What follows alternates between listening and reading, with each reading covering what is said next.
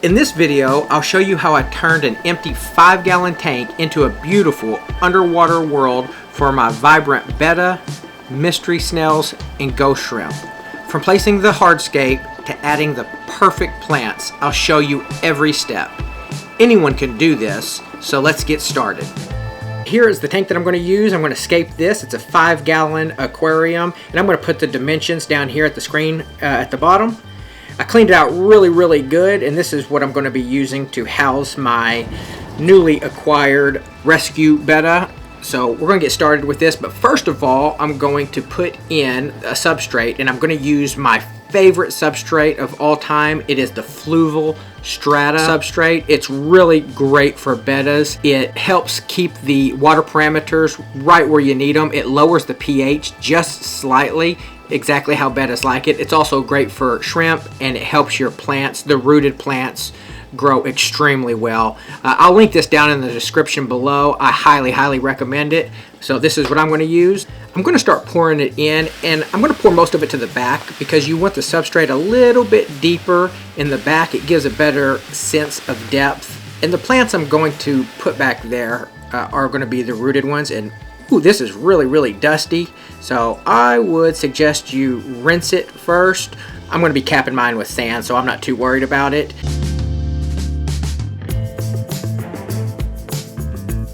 Pour a little bit more in here. I'd rather have a little bit more than not enough. Now it's time to add some sand to cap everything off, and I use about 1 inch to 2 inches at the bottom, and I spread it all around like so, kind of sloping it more towards the back.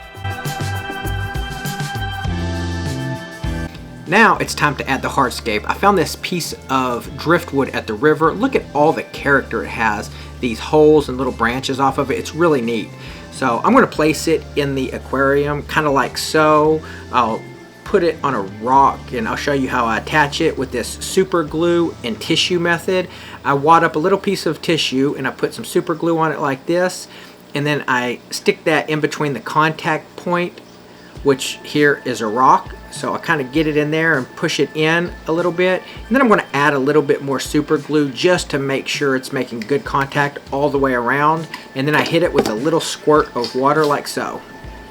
Okay, here are some of the plants that we're going to be using. I don't know if we're going to use all these, or we might add some to it, who knows, but we have Ludwigia glandulosus, we have some mini bobitus, we have some crypts, we have the Winty red, and then we have some dwarf sag, and also down there is some Anubias nanopetite.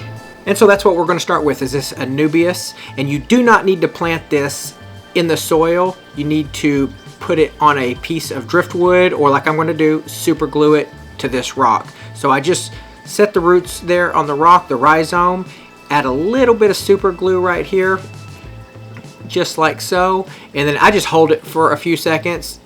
Try not to super glue your finger to the rock, so I'm going to use these tweezers right here.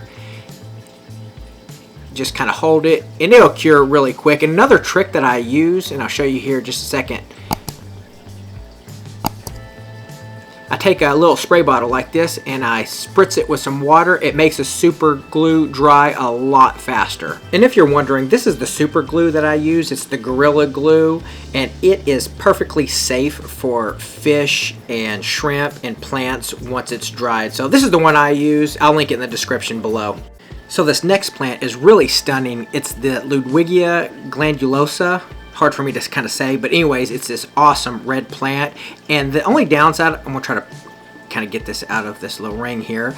The only downside to this is it does require CO2 to grow well, and it requires good lighting, water changes, so it's not really a beginner friendly plant, but it looks so awesome. I'm gonna go ahead and spritz it with a little bit of water here and move on to the next one.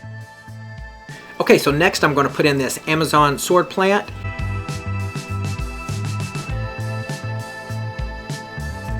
So I'm going to put it on a rock back here. And I love the way that these look. They're very easy to take care of, and it's going to fill up this back space in the aquarium. It's going to be an excellent plant for that. So we'll get that in there, we'll super glue it down there to the rock, get another plant in. Okay, so this is the final plant I'm going to put in today. It is a Crypts, the Winty red variety. I really like this plant. It's very beginner friendly. A little bit hard to get out of this cup, but I'm trying not to rip off the roots. But anyway, it's a very beginner friendly plant. Anyone can grow it. It doesn't take special lighting or anything like that. So let's work this out. Get the rock wool off. Okay, so I've dug a hole and now I have buried the roots completely in the sand, and there's a little bit of the aqua soil all around it, so that's going to help give it nutrients to grow. I think that is all I'm going to put in right now. I'm going to add some leaf litter to the bottom. I'll do that off camera. I don't know about you, but I'm ready to get this on the shelf, get it full of water, and take a look at the final product.